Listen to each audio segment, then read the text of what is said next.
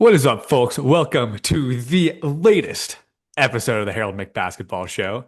I'm your gracious host, as always, Harold McBasketball, along with my co-host, I Know Ball Paul, here for our annual Hot Takes episode, my personal favorite. Paul, how are you? I'm doing well, man. The podcast has been performing well. A ton of new subscribers. Are they real subscribers? We don't know. I did try out the promote feature on YouTube. I put $40 and it gave us like 20 new subscribers, so that's cool, but I don't know if they're real. So if you saw a little ad of the Harold Big Basketball Show and you subscribed and you're a real person, let us know. I have a feeling they're bots, but whatever. It looks good. We're nearing 100, so I don't know. We'll have to do something for 100 subscribers, but it's right around the corner, real or fake subscribers. Yeah, yeah, for sure. Yeah, it's definitely difficult to figure out if YouTube actually promotes the video or if it just puts bots on the account to make it seem like it's getting more views. Who knows? But regardless, still kind of fun. 100 be a huge milestone, so we have to do something insane. Maybe in a 100-hour stream. We don't really know yet. We'll kind of figure out the logistics of it. But lots of great potential here. So keep subscribing. We're almost there. I'm not promising a 100-hour stream, but we'll do something cool for it, we swear. Yeah, I'll get a cake, I think, or we'll figure something out. But as for today, it's the hot takes episode that we have done in the past. And what do you say, Harry? You call it like a purge. It's kind of a Planet Fitness judgment free zone, right? Yeah, yeah, to rip off one of my favorite podcasts, which is The Ringer's fantasy football show. What they do is like a take purge, where they essentially say for the 1 hour purge podcast, any takes you get off during this time, you are not liable for. You cannot be held to them at a later point. These are just things that we're just getting off our chests, releasing them into the universe. Unless the takes are right. If the takes are right, we certainly will take credit for them. But if That they're wrong, we cannot be held liable. Yeah, and that's a beautiful thing. Yeah, I came up with some, and there's levels of spiciness and possibility, and frankly, there are some that, I could see happening, and then it gets kind of into to maybe some more absurd territory. So, um, yeah, I'm excited to get into it. Is it like any top of the show stuff we want to talk about? I mean, preseason is underway. Yeah, I feel like there's nothing like huge report from preseason. I mean, the little stuff is just some of the rookie stuff. So Cooper Flag looks spectacular as we all expected. Maybe I wouldn't call this one surprising, but Ace Bailey is effectively looked just as good. Maybe he has been the most impressive rookie out of the preseason so far. It's that's been really cool to see because we were bullish on him. I think a lot of people were. It was just weird that he fell in the draft. So he very much already looks like he probably should have gone second in that draft. And yeah, other than that, it's just really fun. It's really cool to see people on new teams and just seeing how things look. From a Celtics standpoint, it was cool to see Anthony Simons out there. That was pretty fun. And just new faces on new teams is always a good time. Yeah, no, I really enjoyed watching the Celtics preseason. Um, all the new faces, the new play style. Joe Mazzulla was benching everyone as soon as they made a mistake. So Luca, your boy. Garza, yeah, Garza's a funny one, man. Yeah, the Yeah, defensive he rebounding, he might just be bad. he might just be bad. But I noticed he's like an incredible offensive rebounder and a not very good defensive rebounder. It's kind of a weird quirk to him. But his the teammate he came with, Josh Minot, looks pretty awesome, and it's crazy to think he's 22. So that's exciting. Boucher had some nice moments in his Toronto game. Anyway, preseason's fun. Yang Hansen also had a pretty nice game. Yep, yep. So yeah, the NBA is underway, and yeah, that's kind of all I'm happy we touched on that, and I'm ready to purge some hot takes if you are. All right, let's do it. Let's segue. I feel like the flag one is kind of an easy segue. I don't know if you have anything Mavericks related, but I was kind of just eyeballing the Mavericks in preseason. I was looking at the West. I was looking at their roster, and we may have just horribly underrated them, and everyone might be right now. I was like, they sneaky could just be the third or the fourth seed this year. They're super good. They're super deep. The defense is going to be nasty with Flag and Davis. They're totally going to get Kyrie back probably around the All-Star break. And they're gonna be better than a lot of these like old dog shit teams. Like I was looking at like the odds just for like wins plus and minus for the West, and they were at ninth, and they were behind teams like they're behind the Spurs, they're behind the Warriors, they're behind the Clippers, Wolves, Lakers, and I'm like, I don't know, like they might be better than all these teams. I think they're at least better than like the Spurs, Golden State, probably Lakers and Clippers. And I think everyone just hates them after the Luka trade last year. Everyone wants them to be terrible. They deserve to be terrible. But like they got blessed with Flag, who's going to be awesome. And I think the team's just going to be really good. Yeah, and we touched on it a bit in our Western Conference power rankings. I brought up the fact that they were so deep and that and then in the player rankings, how AD, I had him sixth, Cooper Flag was really high up there and they have so many pieces. So I think everyone is sleeping on the Mavericks. I think the Lakers are like the third highest chance to come out of the West or some bullshit like, and yeah, the Mavericks are down there and They're nine. Nine is ridiculous. nine is ridiculous. I feel like six would be appropriate. I think three or four is like hot but doable. And like I wouldn't be surprised if they're better than Houston. Like who knows with Houston? Like Durant is like a little bit older. Like, Van Fleet's hurt. I think Houston's still third in odds. And I'm like, the Mavericks could be the best team in Texas next season. Yeah, no, they absolutely could. I guess I kind of did have a hot take related to it, and I think it's appropriate because Let's it's not too go. spicy. But it's Cooper Flag makes an all-star team, and the Mavs, make the Western Conference Finals. I'm not ready to say they'll be in the finals. I'm definitely not ready to say they'll win a chip, but I wouldn't be too surprised if they were in the Western Conference Finals. And to add on to that, if Cooper Flag is an all-star, um, so it's kind of a two-parter hot take. Spicy, but I don't think it's anything crazy. So. Yeah, I like that. Like the Flag All-Star, like rookie year All-Star is really hard to do. Obviously, like the Flag hype train is really hitting like insane levels right now. Like I don't think we've had a rookie as hyped as Flag in a really, really long time. Like probably since Zion, maybe. I mean, like I guess Wemby for sure, but I don't know. It's like yeah, just the impact they expect out of him immediately.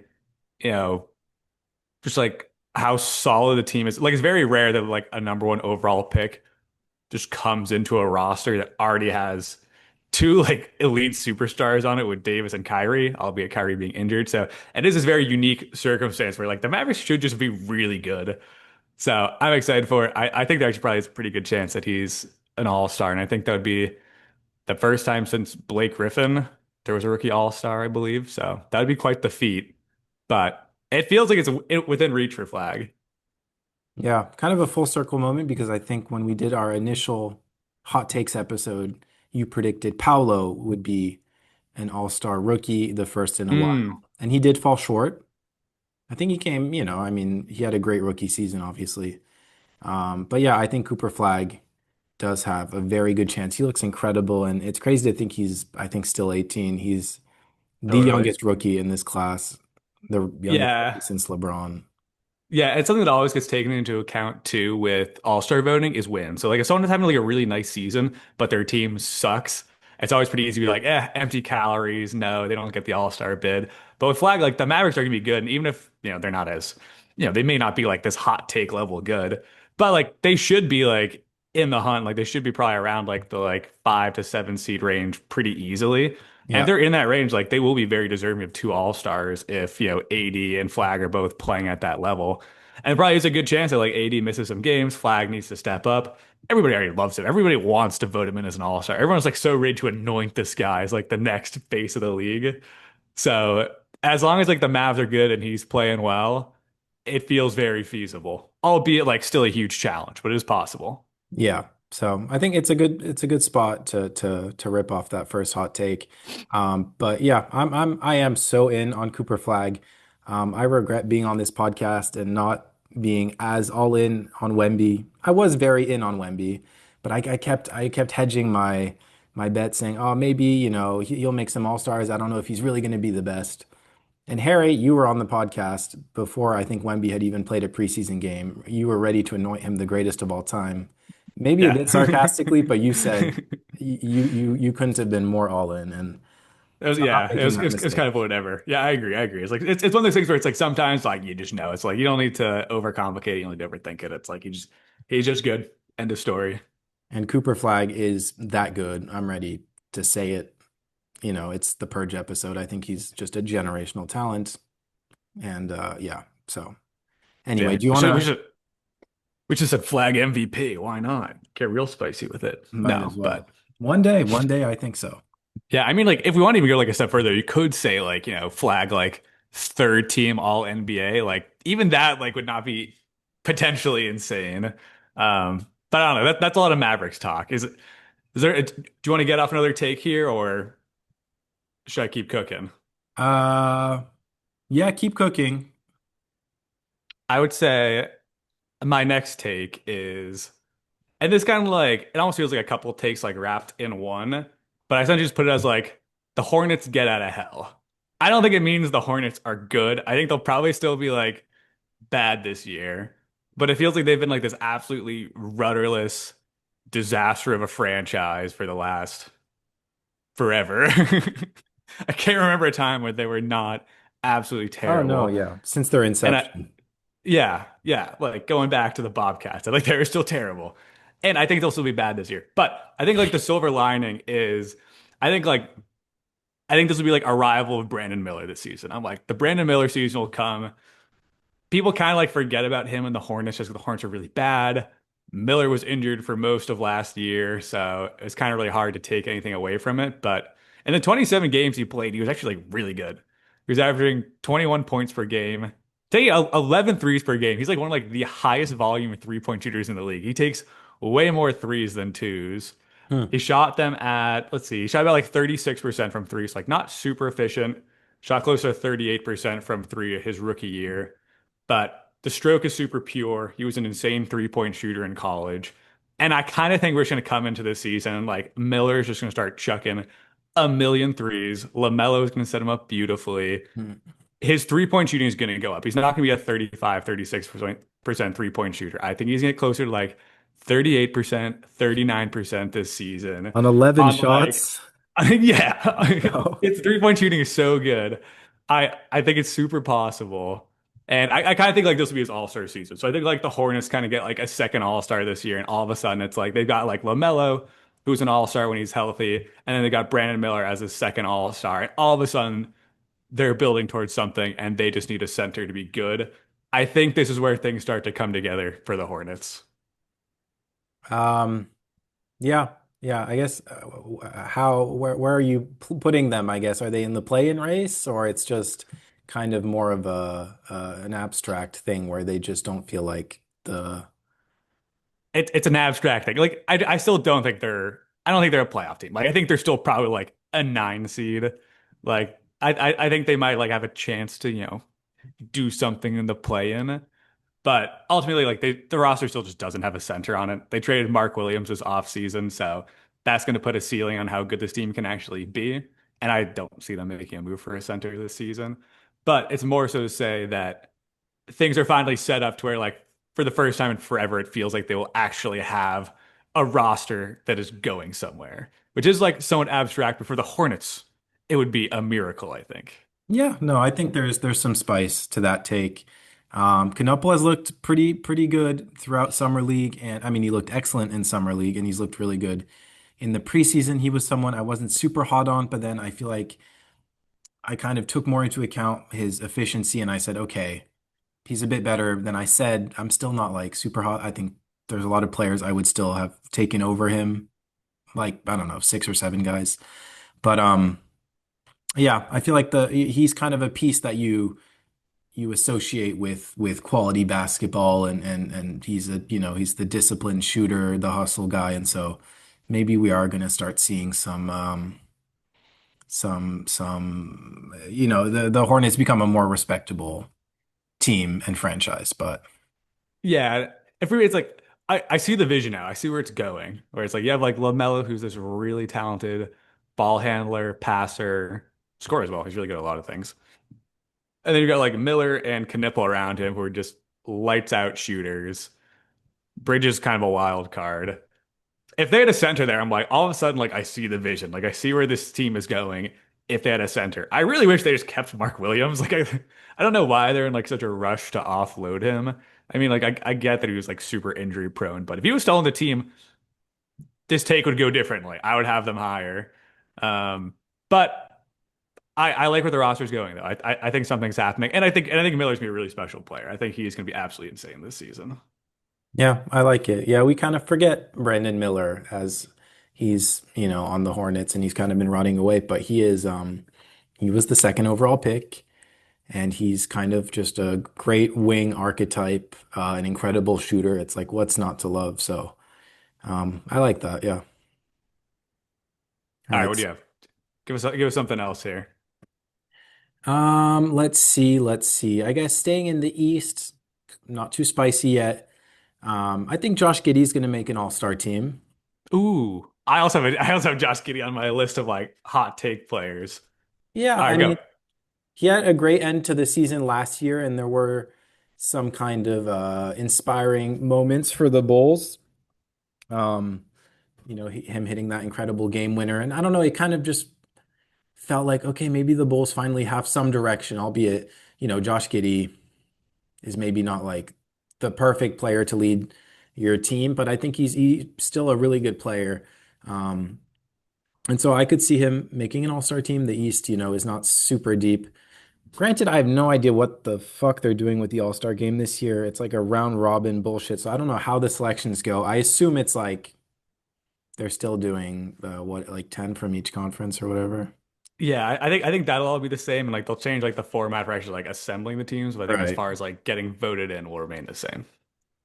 But yeah, I think he could lead the Bulls to like a top 8 seed. The East is pretty wide open. Buzelis has looked great in the offseason. He's transformed his body. He's put on a lot of weight. He looks strong and motivated. Um, and so I think the Bulls will take a mini leap, and they're kind of in a more stable place right now. Um, and they have some nice pieces in Huerter, in Vucevic, in Jones. I like their rookie Noah Song, even though I don't think he's going to necessarily play a lot. But Colby White, of course, like they have some nice pieces in a very bad conference, and I like how Josh Giddey plays. I really do. I think he's just a good team player, and I get the shooting woes, but I think they're kind of exaggerated. Like, He he- shot 38% from three last year. Low yeah, volume, obviously. Like he's not a good shooter, but like I don't know, he's not like the worst ever. and yeah, and there's like the thing where like he shoots the most open shots. Like they just leave him Yeah. very open. But like, what? I mean, whatever. I mean, yeah, is he going to be the best player on a championship team? Like maybe not, but I think he's a really good player on a good fun team. Um, you know, I think Yeah. he's just He's 23. He's 23. Like he's still so young. and he's just yeah, he's like a massive like just a tall playmaking, and his finishing has improved a lot and he can hit wide open threes. So that's fun. Yeah, and like we've always liked Josh Giddey. We've talked about this before where I cannot wrap my head around the Josh Giddey dialogue around the league. I feel like we're the only Josh Giddey truthers on the planet.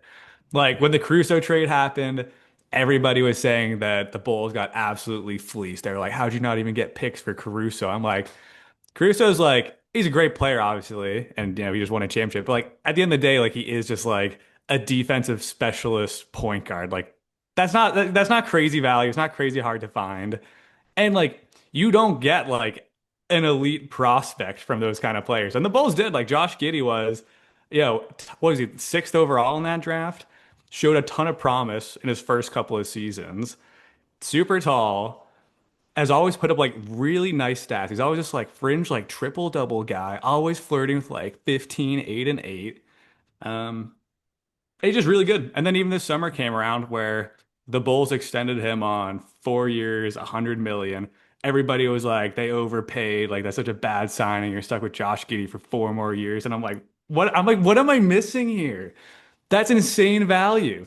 Like he's gonna be, and it's a flat contract. He's gonna be making 25 million 4 years from now. That is gonna be such a value. Like he'll be making less money than Emmanuel Quickly, who I know we beat up on a lot here. But that's really good value. Like and he's gonna be essentially like the lead option on this team next year. He's probably gonna average like what, like 16, 17 points per game, 8 rebounds, 8 assists next season. Like those are immediately all-star numbers. I don't know what teams think the Bulls should do. Like Caruso had absolutely zero fit on their team, absolutely useless to a rebuilding team. If you can move him for a great prospect, you do that every time. And Giddey was really good last year. So I don't understand the dialogue around the league. I think Giddey's Yeah. awesome. I think it was a great trade. I think it's a great contract. And the take I had written down, I'm like, just yeah, I'm like, Joshie's great. I'm like, I just think he's an awesome player, and I cannot believe that the rest of the league doesn't see it. Yeah, no, people are just ultra critical of him for whatever reason. They laser in on his flaws, which is fine. And you can put any player under that lens and say these are his flaws and why he can't be the best player on a championship team. You can do that with anyone, but people just do it way more with Josh Giddey, um, ignoring the fact that he's a great player and he seems fun to play around. Like he's just kind of a guy who makes, team basketball look fun. So, that's why I like Josh Giddey and yeah, and a Yeah. great contract deal. And then, people are like, oh, the Bulls, a restricted free agent, they could have leveraged so hard. It's like, yeah, they could have and made Josh Giddey maybe hate them. They got a great deal. Like, let's I don't think they could have gotten him for less. I don't think people realize like how like that's no money in today's age. Like most like backup players are like signing for if they're not signing for like the vet minimum, and obviously things have like changed a little bit with the aprons. Like maybe 25 million is more so now like role player status. Um, but it's still really good value for somebody who like could be the best player on your team next year. And it's only 4 years, which isn't like, it's like it's not like a 5 year deal. Like 4 years is fine.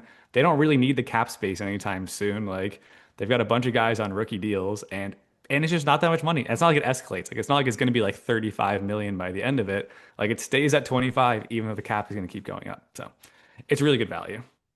and since we're purging, like I do think there is like a really good future potentially with a Giddy Buzelis and I like Noah Song. But I don't like the adding song, but pieces I do around like that. Buzelis. But Buzelis is awesome. I think I had Buzelis pretty high in our draft rankings last year. yeah, you did. I've kind of been always a bit colder on him, a bit more skeptical, but he looks tuned in, or he looks really good in the glimpses I caught this preseason. But yeah, anyway, I think that could be those are great building blocks is what I'm saying for I think a competitive team in the near future. I guess I'm not going to get too specific with the take there, but I think the Bulls don't have to be so depressed about their future with those I things. I agree. It's like they last season they kind of like finally picked a direction where it's like DeRozan's gone now, Levine is gone. They were at least trying to shop Vujovic, which are like I'll give them props for. They didn't get rid of him, which they really should have, but Yeah. I get it. They didn't like any of the offers, but at least they've picked a direction now. They are rebuilding. They do have some decent young guys, so something's going on in Chicago finally. So we'll see. We'll see. All right. Um, Maybe I rip off a quick one. We don't have to get too into it. Just kind of By all going means. going off the Josh Giddey makes an all-star. I said maybe Peyton Pritchard will make an all-star game. Ooh, Um, I think that maybe it'll be him and Brown making the all-star game over him and Derek White. I feel like Derek White's game might not be as scalable, even though I do think he's a better player than Pritchard. But I think Pritchard might just the scoring might kind of just explode. Um, and he might just average 25 and 5. There might just be a lot of hype around his play style, and I think maybe he just kind of gets uh, an all-star bid. 25 would be insane, but that'd be fun. The Celtics are an interesting No, team for sure this season. 20 points, 20 and 5. 20 points, Okay. 5 Okay. assists, 5 Yeah. rebounds. Something Got like it. that. Yeah, the Celtics are such an interesting team. I tried to like formulate a hot take on the Celtics and I just like couldn't make up my mind because my biggest issue with the Celtics is like I can't figure out if they're gonna be like good or not. I'm just not sure. So it's like obviously the issue is like if the Celtics are bad, we're probably not getting two All-Stars in there. Jaylen Brown feels like he'll be a lock this season for sure, but also the East sucks. So like if the Celtics are surprisingly good, then we probably do get a second All-Star in there, and it very well could be PP. So I don't know. I think it's a fun take. There was something that Bill Simmons said on his pod the other day, which I might kind of steal because I think it was like actually like a pretty sick hot take. And what he was saying, he's like, yeah, I think the Celtics are probably going to take the most threes per game ever by a lot. He's like, he's like, the Celtics will probably take like 10 more 3-pointers per game than like the previous record, which I think was also set by the Celtics. Just because, like, why not? It's like Missoula just like loves shooting threes. Obviously, they don't have Tatum now, so they're really not going to win like the guy off the matchup battle every night. But they can win the math battle in theory if they just only take threes, essentially. And it's just like Pritchard, Simons, Brown, Hauser, just like everybody's just hucking threes all night. It's like, I don't know. It's like maybe that'll work. So there is a chance that they just take an absurd amount of threes. And if they do, that kind of goes in favor of Pritchard becoming an all-star. So I like it. I think it'd be really interesting. I don't know what to make of the Celtics, but I like that. It is tough, but yeah, they looked really good this preseason, and there's still some huge question marks with their big men. I get that. That is a Yeah, massive that's fair. problem. But I mean, the guard rotation is kind of amazing between Pritchard, White, and Simons. Um, you know, Simons looked really good too. oh yeah, yeah, yeah. And Hauser, man, Hauser is an incredible player. He really is. He's maybe the third best shooter behind only Steph Curry and Anthony Edwards. Um, so no, and yeah, I mean their starting lineup, if you put Boucher in there, you've got, Boucher, Brown, Hauser, Uh, Pritchard, I and White. I really hope Boucher is not starting for the Celtics I this mean, it's him year. or like Kidda, like whatever. I think it has to be Kada. I mean, like G League legend Kada. Come on. Yeah, yeah, yeah. But just to say, that they have some stretching the floor lineups. It's not like um, they have some big guys who can shoot a little bit. Only Boucher, I guess, but guards Yeah, but some still, players. it's an option. It's an option for sure.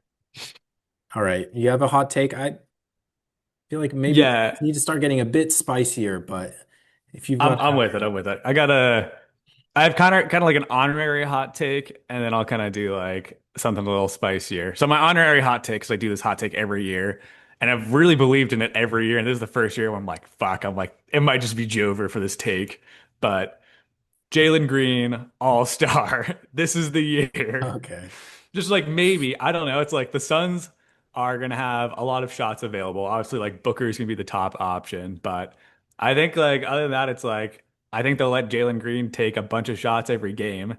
And I think this will be like the big, like let's find out season where it's not going to be as sophisticated of an offense as like the Rockets ran, where it's like the Rockets were kind of always doing like a two-man game between like Van Fleet and Şengün, kind of making Green this like awkward third wheel. Whereas like the Suns offense will like probably be like a little bit gross with like a Booker Green, like my turn, your turn kind of thing. But it is going to give Jalen Green a ton of ISO opportunities. So if he is this like truly gifted and talented ISO scorer, which is starting to feel a little bit unlikely now after the Rockets shipped him off, but I'm still holding out hope because he just passes the eyeball test. I've always really liked him as a prospect. I still think he's a really talented scorer and special athlete. So this could be the season. I think he just might get enough touches and enough isolation opportunities to finally just like put up enough numbers to get an all-star bid. And maybe the Suns surprise a little bit. Yeah, I think that's very spicy. That is very, very It's hotter spicy. at least. It's a hotter take at least. It's a hot take. The part of it where you said the Suns might, I think, exceed expectations. I kind of touched a bit on that in the West um, rankings we did. I think the team has good vibes. I think there's kind of a fresh start.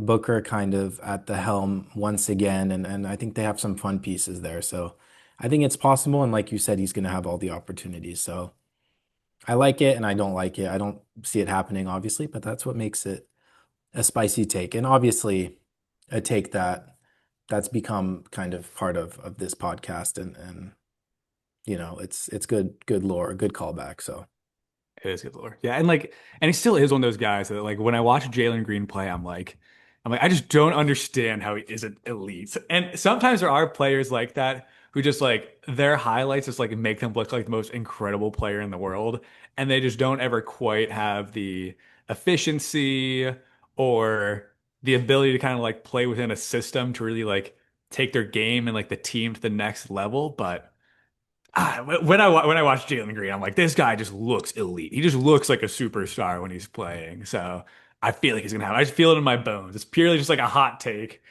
I don't have any data to back it up, but I just feel it. I feel it. It's gonna happen someday.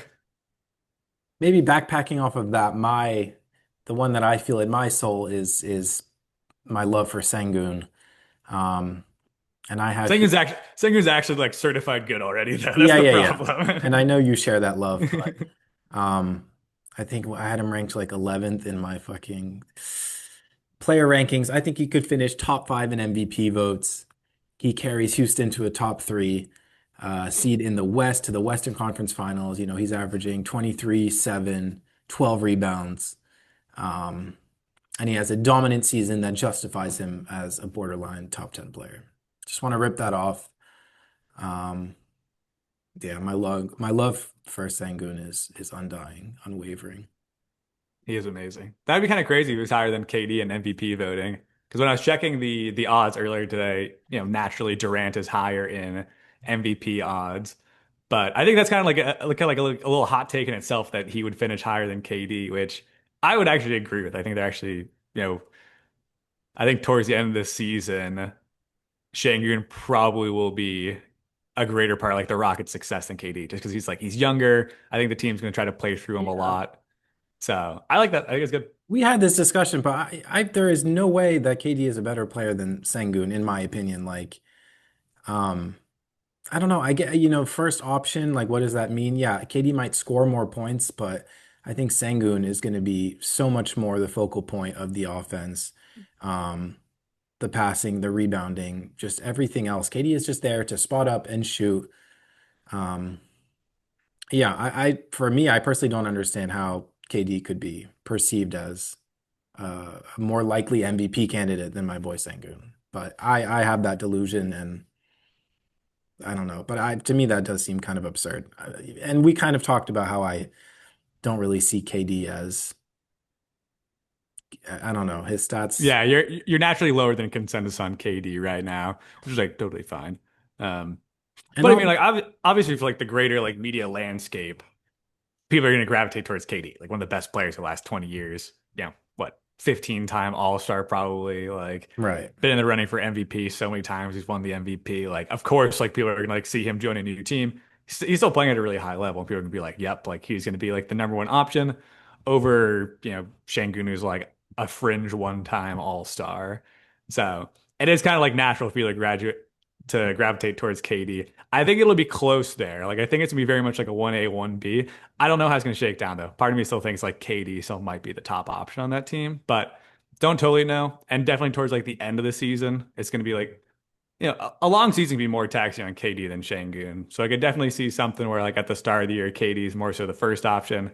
By the back half of the year, maybe Şengün's getting more of those primary touches. They better play through Sengun, man. And and KD's there to spot up and obviously get the shots that he can so easily get, and he's incredible at that. But it is Sengun's team to run, and Kevin Durant is there to provide elite support. Um, we have 2 minutes left. I guess real quick, I'd say that I feel like I also may have ranked LeBron a bit too high, even though I felt 13 was Yeah, a bit let's low. go. Drop Braun. Yeah.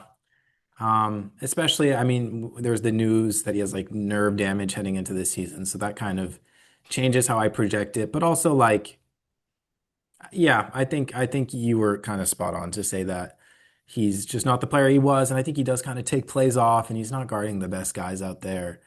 And I just saw a Reddit thread that his plus minus was like pretty abysmal. Should we just get even hotter? Just be like LeBron retires mid-season. That fucking Hennessy ad actually genuinely tricked me and annoyed me, and I hate that he's promoting fucking. I knew immediately that was just gonna be like some bullshit advertisement. But it'd be a great thumbnail though if our take was, yeah, LeBron isn't gonna make it through the season. Yeah, shit. But that pissed me off. And I kind of hate everyone that was like, it was so obvious. I guess I didn't realize he had done that before. It was so And I obvious. know you're the one saying that, but I'm like, was it that obvious? Like, It to me, was, it felt like such a well, it's shitty also dick like move.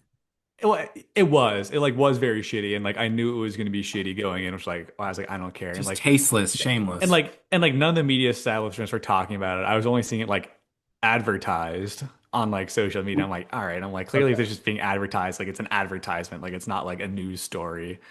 Um, so yeah, but like obviously what they were trying to do is like, yes, they were trying to trick people to be like, oh, is LeBron gonna like surprise retire? Like let's get people to listen. And he's like, nope, I'm just here to advertise booze, and it's Madness. like what?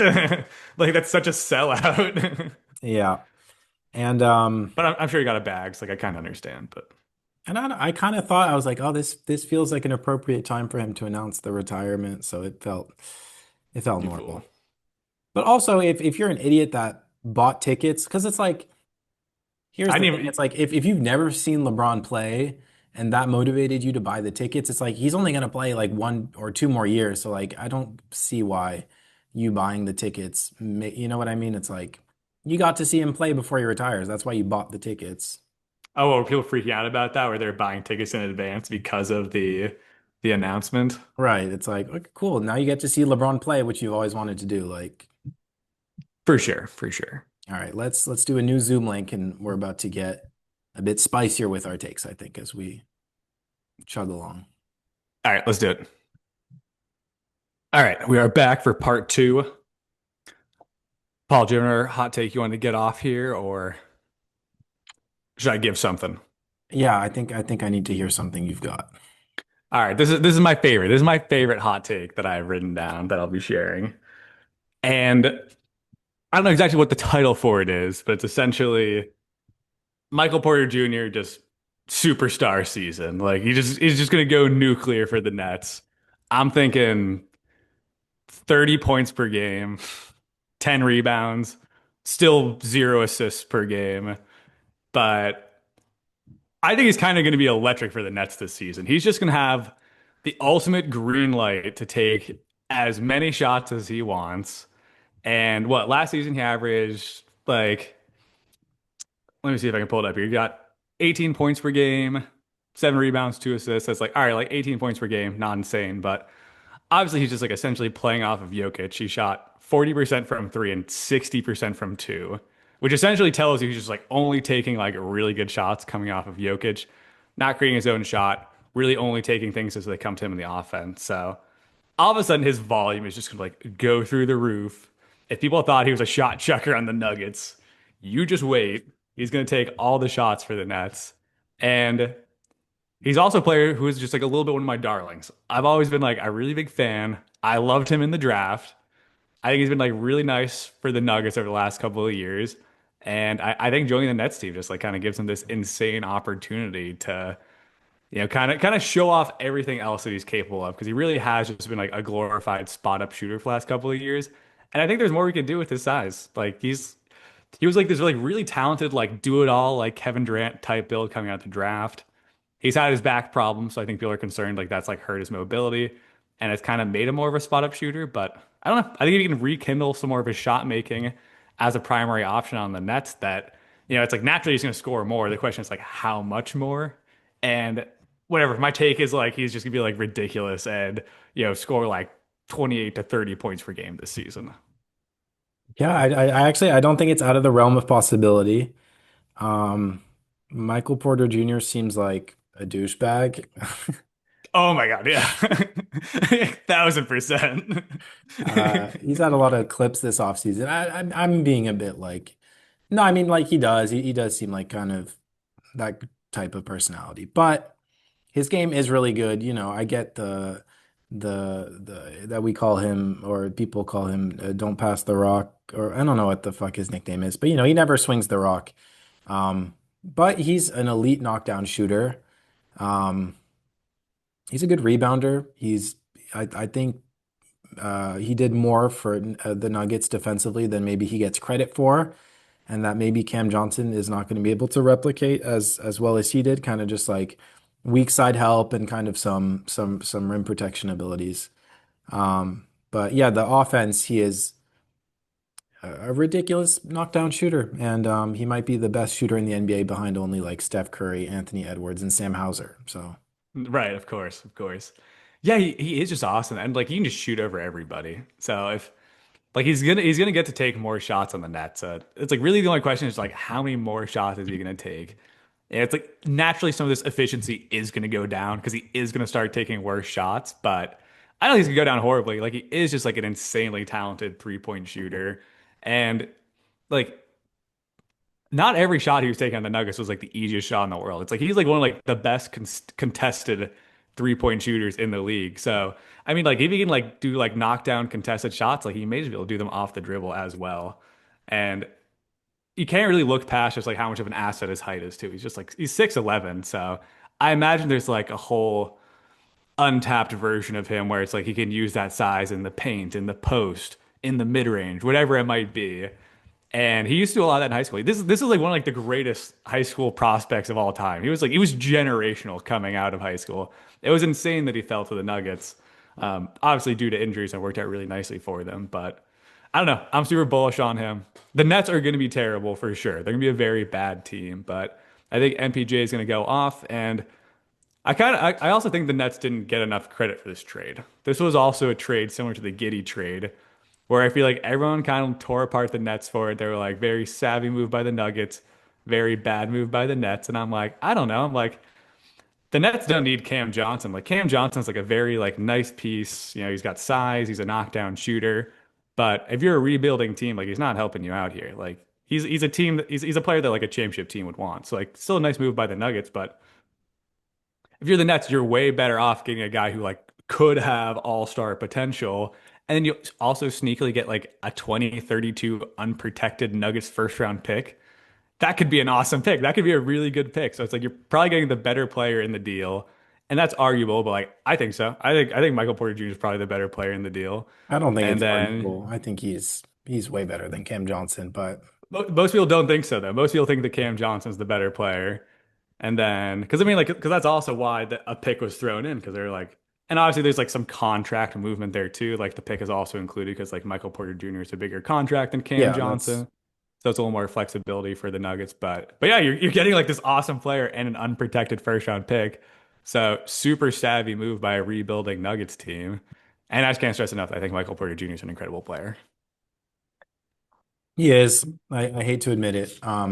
In terms of what their roles are on the Nuggets, I don't think there's like that much of a difference, but when you put them on a team where they're going to have the opportunity to take control of the offense, I think that's where you'll see that Michael Porter Jr. is in a different league than Cam Johnson.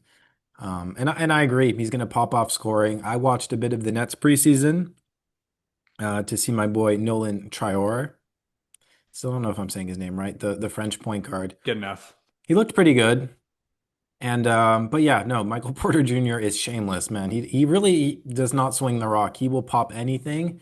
Um, and shit, like he's a knockdown shooter. So Yeah, the efficiency said he says he should just take every shot. I think It yeah, says it says he shouldn't pass it. Like I would actually guarantee you that a big reason why he doesn't pass as much is because the Nuggets coaching staff would sit down and go through the analytics and say the probability of us getting a bucket here is higher if you take this shot than if you pass it. So he just takes every shot. yeah. No, I think he's gonna put up some crazy points. So I think Yeah, it's gonna be ridiculous. a good take. I'm pretty excited to watch the Nets this season, actually. Who knows? Maybe the NBA scoring leader. I don't think he's surpassing SGA, but um, Yeah, no, I don't think so either. But I think I think he's gonna get to 30. I think he's gonna get there. okay. We're getting a bit spicier. Maybe in that vein, since I said scoring leader, I think the assist leader of the NBA will be Trae Young. Trae Ooh. Young was the assist leader last year, averaging I think 11.6 assists per game last year, Yep. which I think is by far the most. I Yeah, think he's going to insane. shoot up to like 12 and a half, which I think, since like John Stockton and like that era, those guys were averaging like 14 or some bullshit. Since then, I think Chris Paul's averaged like 11.7. Um, I don't know, maybe Steve Nash got up there, but 12 and a half, I think is pretty unprecedented in like the past Yeah. few decades. And I think Trae Young is going to do it. I think he's going to average like over 12 assists. Um, 11.6 last year was pretty insane. And just watching him in the preseason, he seems just so willing to just pass and set up his teammates. And I think he's going to really tap into that part of his game. Um, so yeah, I don't think it's the spiciest, but I think it's fun. And if he does it, I think it will be somewhat historic. I'll take the spice up a notch with my Trae Young take then. Because I was also looking at his numbers and I'm like, wow, I was like 11 and a half assists per game is ridiculous. And I was like, oh my God, like also like 24 points per game. And then on top of all of it, like we're obviously like very bullish on the Hawks this year. I think you had them as the number one seed in the East, right? And I'm like, this is just like I can feel the Trae Young MVP narrative coming. I see it coming where it's like he very well could average like 12 assists per game. The Hawks could be the number one team in the East. Wow. We all know he's just like this like insane highlight reel from the 3-point line. Albeit I wish his efficiency was a little bit better. But there's a real world where it's like he's averaging 25 points per game, 12 assists per game, and the Hawks are the number one team in the East. And I think that might just make him MVP. It like for sure puts him in the conversation. It would for sure put him top five. And he's actually like really low in MVP odds. Like I was like going through stuff, like he's below Zion for MVP odds. He's below Joel Embiid, and like these guys like don't even play, and he's Yeah. below them. He must have been like I should have written it down, but like he's probably like around like 15th or something in MVP odds, and I think it's ridiculous. Like I think he very easily is going to be like top five in odds, and I think he could just win it, especially because people get fatigued. Like it's going to be like tough for Jokic to get again, just because he always gets it. Could be SGA, but like people are going to hate SGA this year because he was just MVP and won Finals MVP, so everyone's going to hate him and want to give it to somebody else. And the Hawks could just be like the best team in the league with Trae Young putting up all-time stats, all-time assist numbers, but nobody ever does the assist numbers with the scoring. Like Nash was only putting up like what 18 points per game when he won MVP with like 12 assists per game. And like same with Stockton, like Stockton's probably putting up like 18 or 19, although like different generation. So like for Trae Young to put up the assist numbers with the scoring numbers, with the Steph Curry-esque three-point shooting without the Steph Curry efficiency, like that there's a case there. There's an argument he could be MVP. I might just put $1,000 down on Trey Young, and who knows, maybe I'll cash out at like a million. But I think he could be in the conversation. I just think there's no world where he wins MVP personally.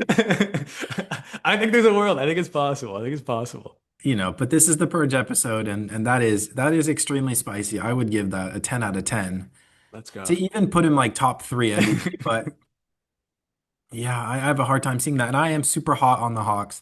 I had them ranked one. I don't think they'll finish number one in the East, but I do think they will come out of the East, which is why I had them ranked number one. Um, yeah, my thing is if he's averaging 25 and 12, I don't think they can be the number one seed. I think the scoring needs to kind of take a back seat to the passing for that team to really click. Um, but regardless, I am super hot on the Hawks.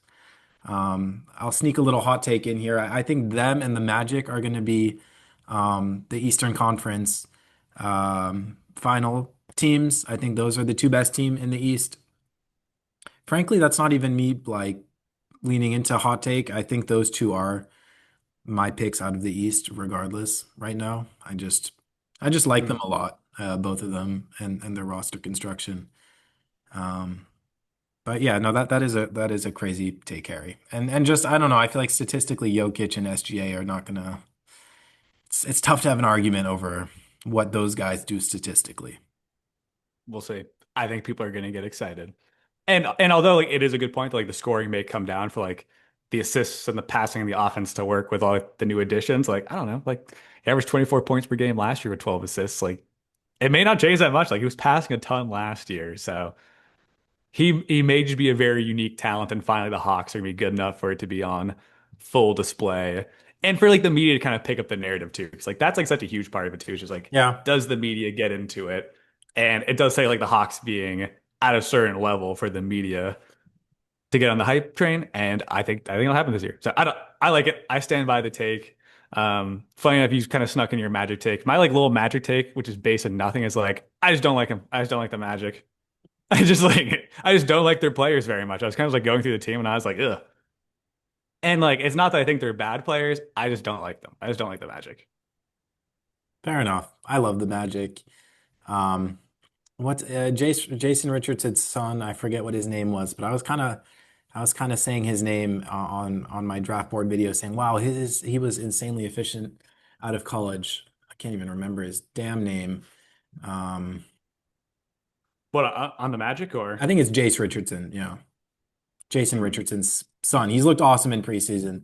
I think he's going to be a player down the line. But yeah, after we did the player ranking video, I was kind of like, damn, Paolo, I think I had 12th. Franz is like a borderline, I think, top 25, top 20 player. Desmond Bain, I had pretty high up there. So I think the Magic are awesome, and I wholeheartedly Yeah, agree they with you. they should be. It's a good roster. I just don't like them. All right, fair enough. Just to quickly touch back on the Trae Young thing, I do think you're very Yes. right that the narrative is going to quickly change around Trae Young. I think you're kind of hinting at that. Um, that's kind of the underlying thing is Trae Young is kind of seen in a certain way right now by NBA fans and the media, and I think that narrative is going to change at the very least. Not even Hmm. in a hot Yeah, take kind of way. But I think the Trae, is that MVP narrative? I don't know. I don't think so. But yes, I think that will change. Yeah, I love the Magic. I think they'll be in the Eastern Conference Finals with the Hawks. all right. Do you have anything else you want That to touch on the Magic? no, that's pretty much it. And that's if like those are my hottest takes. Those are like the hottest takes I really just got off my chest. If you got any other scorching hot takes, now's the time to let them fly before I go back Oh, into like some slightly more lukewarm stuff, I would say.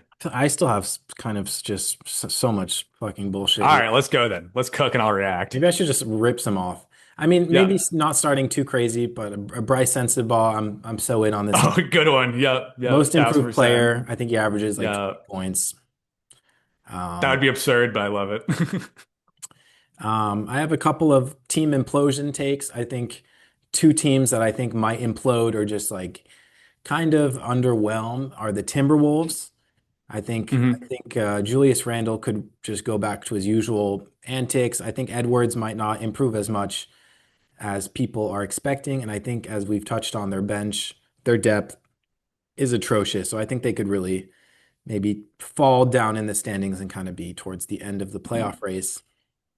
I'm down to get back on the Julius Randle hater bandwagon. I kind of hopped off it after last season because he was really good last year, but I'm down to hate on him again. It was really fun. So yeah, yeah. No, I'm in. I'm in. I like it. And then just a team that I kind of maybe how you feel towards the Magic. Funny enough, a team that I was kind of early on liking them and kind of being invested in their success. I think the Knicks might have a bit of a fall off year.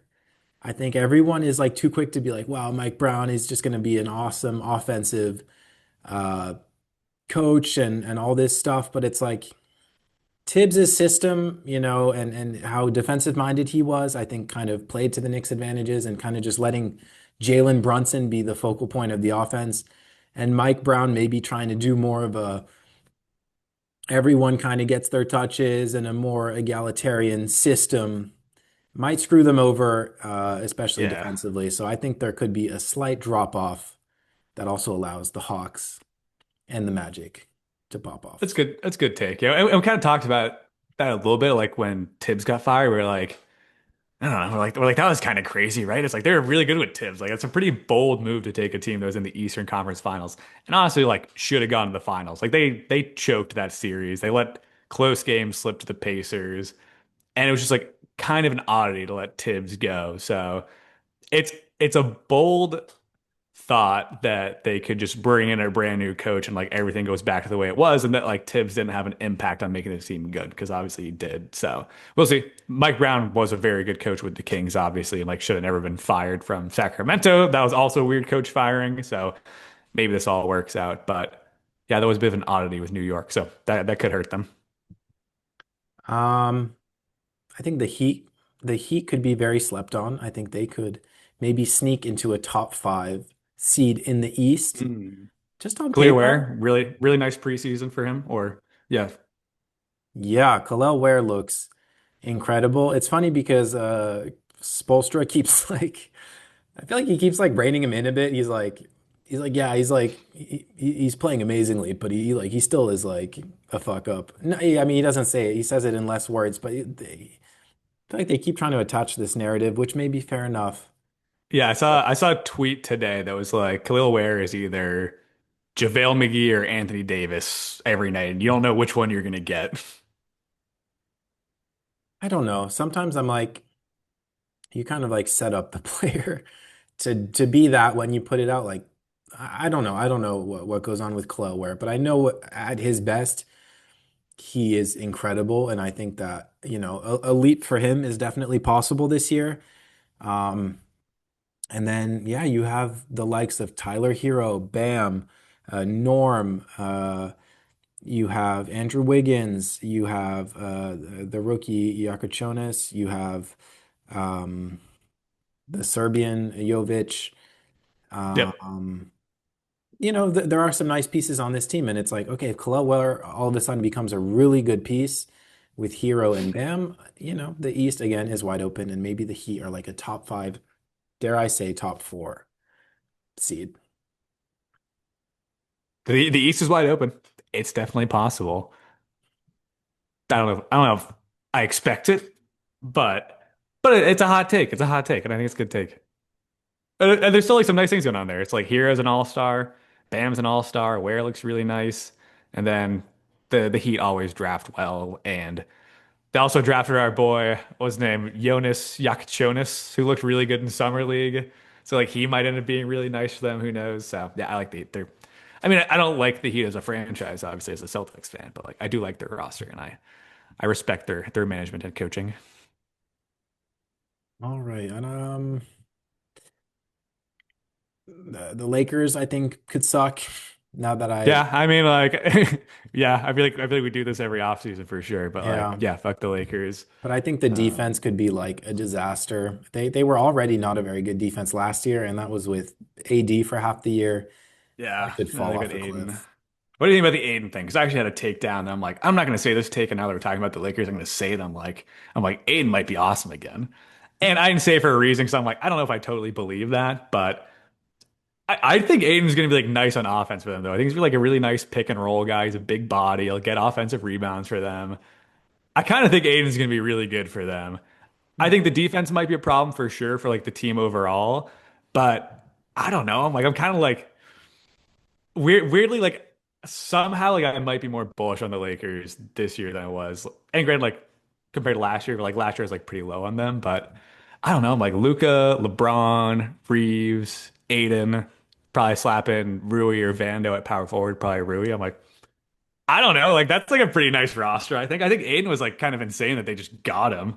Like this guy was the number one overall pick just a couple of years ago, and he was kind of rotting away in Portland. Wasn't trying.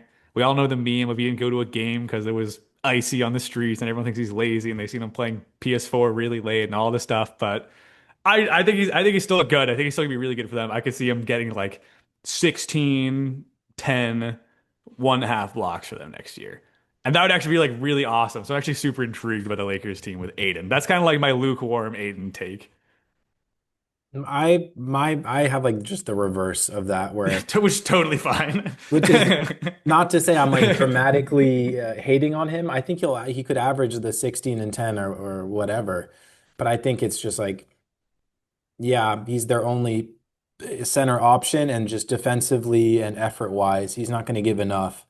And then I think LeBron effort wise, Luca effort wise, you have some nice defensive pieces scattered in there, but I think this could very quickly just kind of go downhill. And there's just a lot of ego that has a lot of high expectations. And I think just there could be just disaster incoming. And I think they were ranked like the 17th best defense last year, and that's, kind of a tough number with AD playing half the season, but they were better with AD.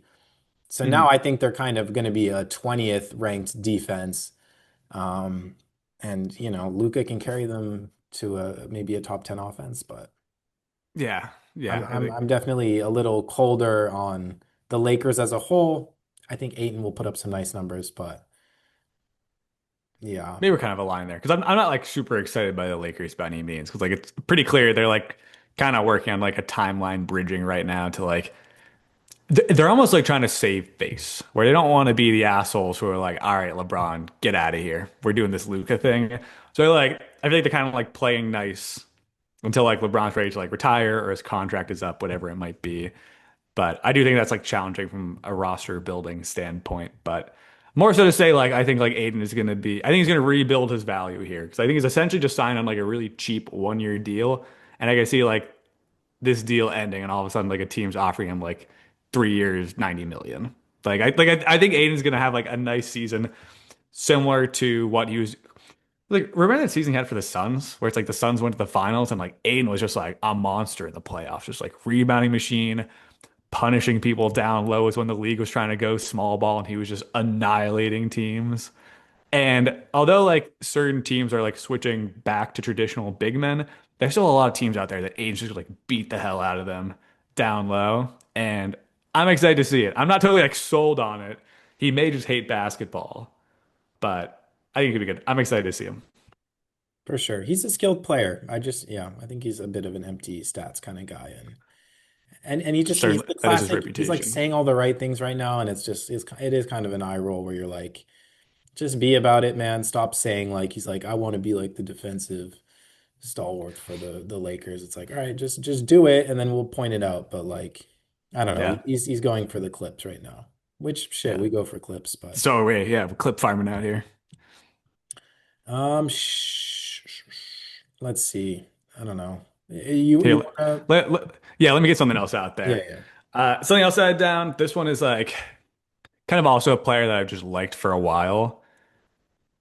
Brandon Ingram. I think the Brandon Ingram thing is like gonna get back on track this season. And not like back on track to where it's like, oh yeah, like this guy's like pretty good. I'm like, it gets going. It's like all of a sudden we're like, oh, Brandon Ingram's been an all-star for like 3 or 4 straight seasons now. Holy shit. But I can see it. It's like this guy's just like a perpetual like 20 points per game, 5 rebounds, 5 assists, pretty good efficiency. Obviously, like the defense has never been like as good as it could be for a player of his size and length. But I don't know. It's like I think like this. I think like the Toronto defense could be like pretty decent next year with like Barnes out there. Pirtle is actually like a really really good defender down low. And it's like it's just almost one of those things where it's like the trade is like so counterintuitive where it's like no one wanted Ingram and it's like this guy was like the second overall pick in the same draft with Jaylen Brown. He was like the youngest guy in the draft. He's only 27 and he very easily just could be given the keys to this team and essentially be the first option on offense and put up like a nice like 23 points per game, like 6 rebounds, 5 assists, and like that could very well get him an all-star bid. And like the Raptors are pretty good. Like that could just get him like back in the conversation of like young superstars because at one point he was in that conversation. It's kind of just fizzled out on the Pelicans. Yeah. And you've always pointed out that he's kind of an underrated passer. Um, and yeah, the Raptors are going to be an incredible defensive team. And they're going to need someone to just shot create. And, that's going to come down, I think, a lot to him and to maybe Emmanuel quickly. I think the offense is going to be ugly, but, Brandon Ingram, you put the ball in his hands and he'll find ways to kind of make it pretty. So I like that. And I think the Raptors are going to make some noise. They're going to kind of get their team identity back a bit. I think my boy CMB, Colin Murray Boyles, who's looked pretty solid in the preseason. I think this draft class is just awesome. But yeah, man, I think I like the Brandon Ingram take. Yeah, I think there's a road to him being an all-star, and yeah, I think you're right. I think that he could really he does still have a very high ceiling of what he can prove as an NBA player. But yeah, I don't know. He always kind of caps out at like 60 games. Yeah, but yeah, weirdly, it's always been like kind of like fluke minor injuries though. Like, I feel like he could be one of those guys where sometimes there are guys who are just like injury prone until they're not. Where it's like they kind of have like a couple of weird injuries, and everyone like we almost had this same debate with like John Morant the other week, where I was like, ah, John Morant's kind of injury prone. You're like, well, it was kind of like his shoulder, and then like something else. Like it was weird stuff. It's not like he's like tearing his ACL every season or something like Kind of that. like Jimmy Butler. I feel like there's some players I think Yeah. that are just smart and they're like, okay, before the season, they're like, I'm going to play 60 games. I'm not going to wear myself out playing 82 games. Put me down for like the flu and an ankle sprain these weeks. And I'll play 55 games. And if we make the playoffs, I'll be there. So, Yeah, and the Pelicans have never had a reason to rush him out because it's always been, by the time they hit 40 games, their season's over and they're trying to tank anyway. So it's like I still think he's just like a blue chip prospect. When you look at him as a player, it's like I'd be like, I want to give this a go. I'm surprised there are more like bad teams that were just like willing to like throw a flyer on this thing and be like, and like I know he's kind of an expensive flyer, Yeah, not in draft capital, but in like actual money you have to pay him. Because the Raptors did have to give him like a pretty big contract. I think he's making probably like 40 million a year or something like that. But if you're a bad team that doesn't really have a lot of money committed on the books, like I'd take that chance.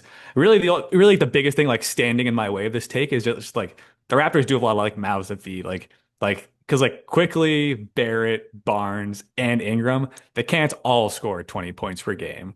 So it's like, who's taking a step back? I think the first one's quickly. Sorry, dude, you're just not that guy. You take a step back. And then like it might be like Barnes takes on more of a role as like a facilitator, and it's like Barrett and Ingram are the two scorers. Barrett's also only 25. Like I'd love to do the exact same take. Like if Ingram wasn't on this team, I'd probably be saying Barrett All-Star. I kind of just like the Raptors. I kind of just like them. And like we talked about them last time, where like the team is like has really interesting players, and their efficiency is going to suck, and they're probably just not going to be good. But they're actually really young, where it's like because Ingram's 27, Barrett's 25. I don't know how old Barnes is. Barnes is probably like 23, probably. yeah, he's 2021 draft class, so the Yeah, guys are he's 24. He just turned 24. Yeah, 24. But they're a super young team, and it's like I don't know. It's like is that a young big three? Probably not, but I'm excited to see them. So we'll see. We'll see. I like the Raptors first, for the record. You're allowed to have that. You're allowed to have that. Um, Here, let me rip off a couple of like, little ones. yeah, yeah, yeah. Because yeah, we're kind of getting a little low on time, and I only have like a couple little ones left. So let's see. I also had just like Reed Shepherd just gonna like be like the next person to ruin the most improved award, which I think is just like one of the stupidest awards ever. Because it never goes like who deserves it. It's always like last year they got it right. Last year went to Dyson Daniels, and I was like, hell yeah. Like a guy who like wasn't very good for a while in the league and had a great season. But I feel like historically this award is bullshit, and it just goes to like the second year guy who gets a bigger role. And it's going to be Reed Shepherd. Reed Shepherd's going to go from like 4 points per game to 15, and he's going to win it in a landslide. It's going to be really stupid, but that's my take. My take is going to be stupid, and everyone's going to be like, wow, most improved is a stupid award because it is. And I think he's going to win it. Bryce Sensabaugh will win it, but That would be really cool. caught some Reed Shepherd in preseason, and he looks really good. He's just you see him play, and you're like, okay, he's incredible. And I think he's going to make the Fred VanVleet injury a lot more bearable than people think. I'm not saying he's better than Fred VanVleet, but Reed Shepherd But just maybe he is. he plays so under control. He really um he might be a better defender than Fred VanVleet, maybe not as aggressive. Maybe I don't want to say that, but they're both undersized. Yeah, So but who cares? he gets in the passing lanes really well though. Like he gets a lot of steals, like not He from gets a like lot of guarding on ball, but just from like jumping passes because he's really fast. He's really athletic. JD Davison is on that team, my boy. Summer League legend. Or sorry, No, not Summer League. G League, right? G League. G League He was great in MVP. summer league too for the Celtics. I also have a G League MVP take. Bronny James, G Bronny League James. MVP this season. He was actually cooking in the G League last year. He was super good. This is his season. This is his G League MVP season. I do think JD Davison is going to make a bit of a name for himself with the Rockets. I'm going to throw that in as a hot take onto the Reed Shepherd. I like, yeah, Bronny, G League MVP. I love it. Uh, I don't think it's a hot take, but I'll just say I don't think Bronny James will ever be an NBA role player. I I have mean, like no faith in he, his game. he I don't was the think he can be the G 55th League pick, so MVP. like, dude, come on. I really just I think he Come has on. no place in the NBA. All right, any other little ones? I have kind of some. No, he averaged 22 points, 5 rebounds, and 5 assists per game with the G League last year. Come on. Don't tell me he's not at least a G League player. That's insane. No, I said I don't think he can win the G League MVP. No, I think But he hot can take, though. Those are MVP stats, and he's got the LeBron name. bro. Look at what JD Davison averaged in the G League. You're not All average. right, yeah, but he's like 40. No, he's like 24, I think, and he was like 22 when he won the G League MVP. Um, All right. insane stats. That anyway. I did. Do you have any other ones you want to rip off? No, that's all you. Okay. I'll just read some off. I think both Donovan Clingan and Kamara, they both finish in the top 10 for Defensive Player of the Year, and the Trailblazers go from a 16th ranked defense to a top 5 defense. Obviously, I like that. Drew Holiday will help out. But I think Klingon, is going to really improve and kind of become a perennial depoy candidate. But I also think Kamara might be the one that just becomes the perennial depoy. Yeah, that'll be tough because like Kamara was obviously he made an all defensive team last year, Right. but like Klingon could also just get 4 blocks per game next year. And If if Klingon does that, then it'll be, you know, him and Wemby duking it out. um this is one I sent in the group chat. It's not really a hot take, it's more of like a trade idea thing. But I think people need to talk about Giannis for Jaylen Brown. I think that just makes so much sense as a trade. I think we could probably do an entire podcast on it. Maybe I'm delusional. Yeah, you don't seem to like it, but it's like all the No, I like that. I was almost gonna say the other thing where I was like, I can't believe like our friends did not want that trade.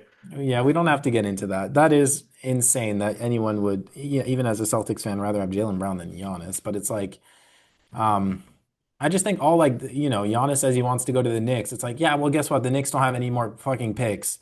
And it's like too bad. Like the Bucks are gonna take, I think, the better package. And I think the Jaylen Brown deal makes a lot of sense. They make pretty much the same amount of money. And if they're not trying to go full rebuild, Jaylen Brown, I think, would be a great option for them. He might want to kill himself playing in Milwaukee. I think he has his eyes more set on Atlanta, but shit, Boston has a large Greek population. All our pizzerias are owned by Greek people, and I don't know. I just think it's a fun trade idea, and it makes a lot more sense than like all this Knicks. Zach Lowe did an entire podcast about all the trade scenarios with the Knicks. I'm like, how about we look for other trade scenarios? And it could That's also make a just lot like of media sense. bias. It's like half of the NBA media is from New York, including Zach. Zach is a New York guy, so like obviously he's gonna be like, oh, how can I Right. get Giannis onto my basketball team? It's like we would do the exact same thing. We'd be like, let's do our fake trades to get him onto the Celtics. But like I said, the issue is half of NBA media reach for the Knicks, so they're super annoying, super toxic. It's why no one likes them. Okay, 3 minutes left. Maybe I rip a couple more off. Yeah, Cook. Choose your favorites. I think Kaminga is going to be awesome, and him and Steve Kerr will become best friends. Hottest take yet. I think there's going to be an NBA players strike where they protest the second apron, or maybe it'll be the owners. Yeah. Steam is garnering on that for just like that, just like CBA second apron just being such a mess, as we know. I think Kawhi Leonard will go to prison, Cool. That's a really good one, actually. Some of and these need their own pod. I think Ime will have a far worse scandal. Oh no, he'll kill someone, or something will happen. I'll just like one up that the Boston scandal. Incredible, phenomenal. I think that's it. Those are really good. I like those last ones. Yeah, those are my real hot takes. The Just let quiet me. Balmer run is super interesting because like there may be like legit like legal repercussions from like probably not like I think it all is gonna be contained by the NBA, but I don't know. That is like a pretty legit scandal that no one's really talking about anymore. Yeah, yeah. I don't know if it really goes into like actual breaking any laws, and it's Right. It's probably one of those things outside. like as long as Kawhi still paid taxes on the money, it's like the government doesn't care. Yeah, it's kind of contained within NBA rules, but I think the second apron thing really is interesting, and I do say it jokingly. I don't think there's going to be a strike, but I think there's a lot of money is getting left on the table that's being taken out of owners' pockets, which I don't care about, but just pointing out the fact that a lot of money is not now being made by certain players. The owners are paying these taxes to keep these teams together, and I think Yeah. you, It's, you it's bad for know the players too. Like we mentioned this last time, like the middle class just got like gutted for the NBA. It's like because late last season it was if you were a starting level player, even like a sixth man caliber player, you got 30 million, no questions asked. This offseason it was like if you were a role player making 15 million, your contract was like liable to be salary dumped for a first round pick. It's like right. all of a sudden like you don't want your role players making more than like 9 to 12 million where they were making 20 to 30 just a season before. They got absolutely screwed by the agreement. Yeah, and so with that amount of money, I think, I don't know how it's going to manifest, but I think people are going to be upset and really push for change. And who knows, maybe there's a strike, or I don't think so. But um, Yeah, I think we got off a lot of hot takes. Um, I'm interested to know if anyone's got any hotter takes in the comments. I think for the most part we kept it, you know, nothing too crazy, except for the ones I kind of ripped off at the end there, but I was being funny, so Yep. Yeah. Let us know your hottest takes in the comments. React to any of ours. If your takes are really spicy, we may also bring them up in a future episode or possibly steal them and make them our own. So thank you all for tuning in. This is my favorite episode of the year. So it was great to do it. And the NBA season is right around the corner. So stay tuned. We are super excited about it. Can't wait to see all of these takes to be true, except for maybe like the last two. yeah. Hopefully we have 100 subscribers when we are back next time. Peace and love, everybody. It's been another episode. Peace and love.